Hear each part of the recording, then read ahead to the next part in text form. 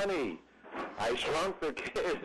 Yeah. Okay, we're here with actress Marcia Strassman. Hi, Marcia. How are you? I'm good, Paul. How are you? Real well, thank you. You take the center stage. Well, you have taken the center stage for many years, right? Yes, You've been an actor for some years. Some years, yes. I got my SAG card in 1964. Okay. So Is that when they were invented?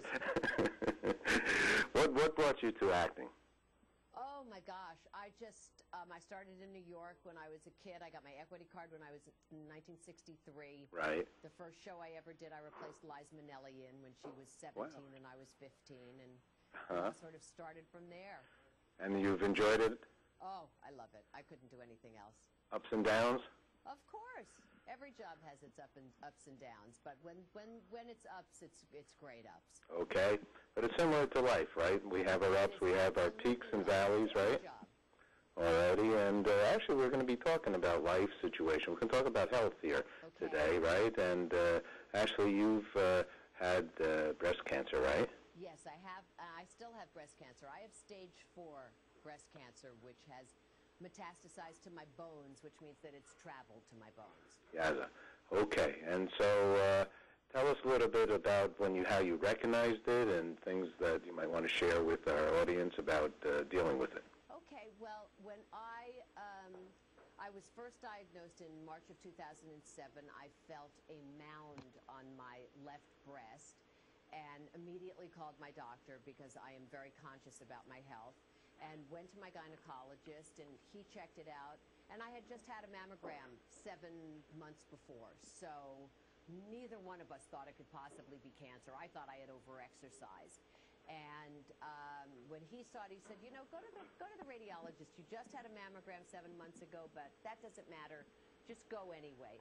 And I went, and the radiologist did a mammogram, and then he did an ultrasound, and then he did a tissue biopsy right there. Okay. And then 3 days later, he called me and, said the words that no one wants to hear, which is, I don't have good news. Right. And my immediate reaction was, okay, what do I do? Okay. Where do I go? Who do I call? And I got on the phone with doctors, and that was it. And I was in surgery a week later. And the surgery did what? What did you do there? Surgery, well, when you first find a lump, they have to go in and they have to find out if it's spread to the margins of your breast. Okay. In which case, some women get away with just having a lumpectomy and then having some radiation, which is wonderful. You know, they can radiate the exact spot. They have 6 weeks of radiation, and then that's fine.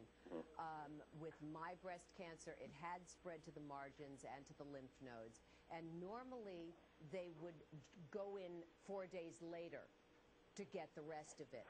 But in my case, in between the time they did the lumpectomy and my post-op, they looked at some more of my scans and found out that it was also in my bones. And they had to put me on a protocol, on a therapy, a medical therapy, before they could go in and do another surgery.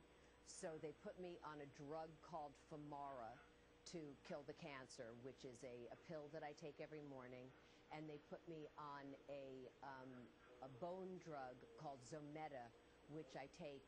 I get an infusion every 28 days for 15 minutes. And that's to strengthen my bones, because if my cancer is going to travel anywhere else, it will travel from my bones now. So the Zometa is very important that I take it, and that I take it every 28 days to keep my bones strong so that the cancer cannot travel. Tell me about the people around you, your support system, or became your support system. Well, my support system is great, and I think what happens is I'm the kind of person who doesn't really need a support system. I'm sort of my own support system. I'm very proactive, and I find, and in watching and seeing other patients, other cancer patients, because I don't consider myself a patient. I feel very healthy, actually. I do everything that I've always done. I hike with my dog. I see my daughter in college. I do everything. My life hasn't changed at all. When I see other people with cancer, I notice that the people around them take their cues from the person with cancer. So if you say you're fine, and you say you're feeling fine, and you say, hey, let's go to that concert, or let's go away for the weekend, or let's go hike, your friends and your family will take their cue from you. If you say, oh, I don't want to, I feel sick, or then they're going to take that cue from you. I think you have to take control of your own disease, and in taking control of your own disease, your friends and loved ones will then know how to behave around you. Positive thoughts? Absolutely. Nothing else but. Norman Cousins, I think, took a bunch of Marx Brothers movies and watched them. Exactly. Well, they always say laughter is the best medicine. And I just feel like if you feel like you've got control, I think where people get in trouble is when they feel helpless. And if you feel like you're in control, and I think one of the main ways you can feel like you're in control is to have an open and honest dialogue with your doctor. If you feel that you have a doctor that you can't talk to, that you can't ask every question of, that you think is maybe holding back from you, find another doctor. Because I consider my cancer a chronic disease, as is diabetes, high blood pressure, high cholesterol. Those people, they all take a pill every day. I take a pill, and I take a little something extra. I take an infusion every 28 days. But other than that, I consider my cancer a chronic disease, and that's the way I treat it.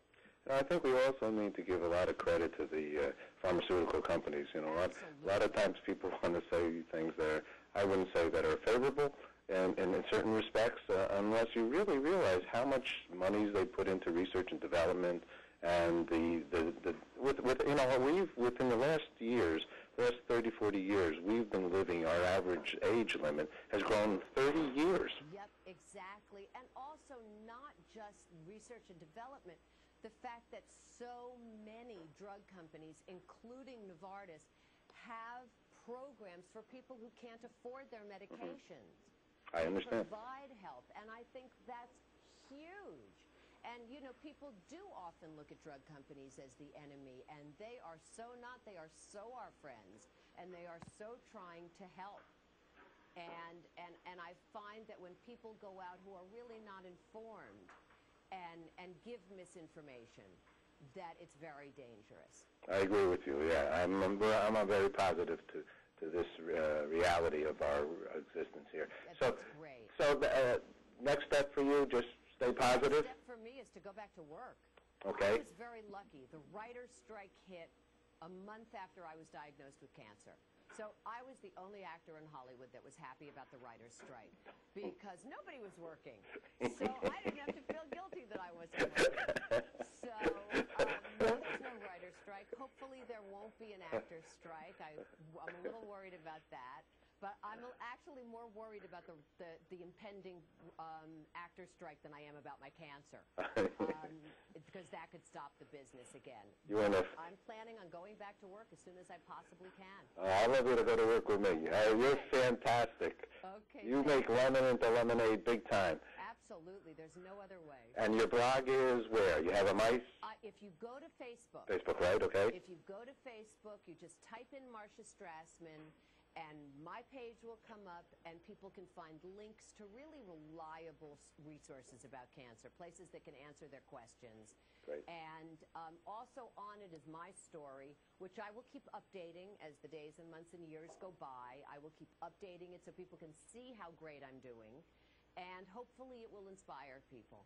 Okay, you've inspired me. Oh, that's good. One person at a time. There you go. Marcia, thank you very much. Happy New Year as well. You too. Take care. Bye-bye. Bye-bye.